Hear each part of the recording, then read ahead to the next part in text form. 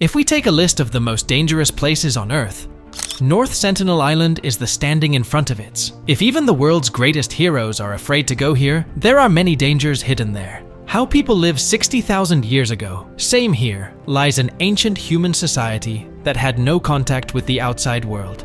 If you decide to visit and meet the people on this island, you may not return alive, because if outsiders enter here, they will brutally kill them. But there was one person who dared to go to that island and face everyone. His name is John Allen Chau. Then what happened to that young man? What are the dangers of that island? We will discover through this video. Welcome to the channel World Stories. North Sentinel Island is part of the Andaman Nicobar Islands in the Bengal Sea. Even though humans have reached the Moon and Mars, but no one can go boldly to this island. This area is surrounded by clear seas and forests. There is peoples who are living without ever seeing the outside world.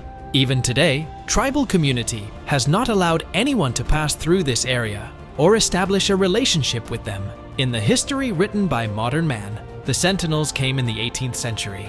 The British were the first to write about the Sentinels. At that time, the Sentinels were not considered a big miracle because many people lived in similar ways in the Amazon and Africa. At that time, the number of Sentinels was about 8,000.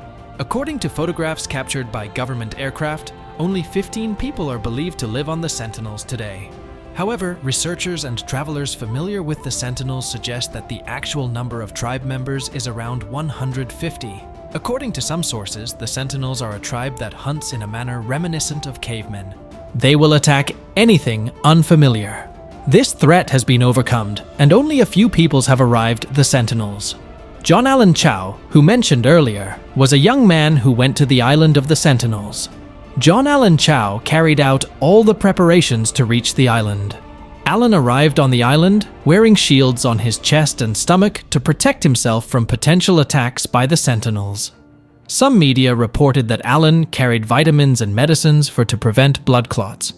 He carried many gifts in his hands to appease the Sentinels, starting with fishing tools, pillows, and rubber tubes. When he first arrived, a 10-year-old girl attacked him with an arrow, but the arrow hits the Bible. Allen returned that day, determined to come back to the island again. Allen's intention was to convert the tribals of Island. Allen had written in his diary with sadness about the 10-year-old who attacked him with an arrow. But Allen went there again. They attacked and subdued Allen. Allen's body, which was buried in the sand, has not been able to stand out today. The biggest challenge with this situation is that no one can enter the island due to the Sentinels' attacks. In fact, if anyone attempts to enter this area, their method of defense is to attack them with arrows. That's why no one can enter this island. Also, footage of them attacking planes has also been recorded. Only a few researchers, such as T.N. Pandit, an Indian anthropologist, have interacted with them. Now, the government has granted complete freedom to the islanders by even prohibiting a 3-kilometer tour around the island. In 2006, they killed 2 fishing workers who came to the island by boat. After this incident, the government has banned people from visiting this place. Anyway, their strange life is still a miracle to those like us. Don't forget to like the video. See you in next informative video. Goodbye.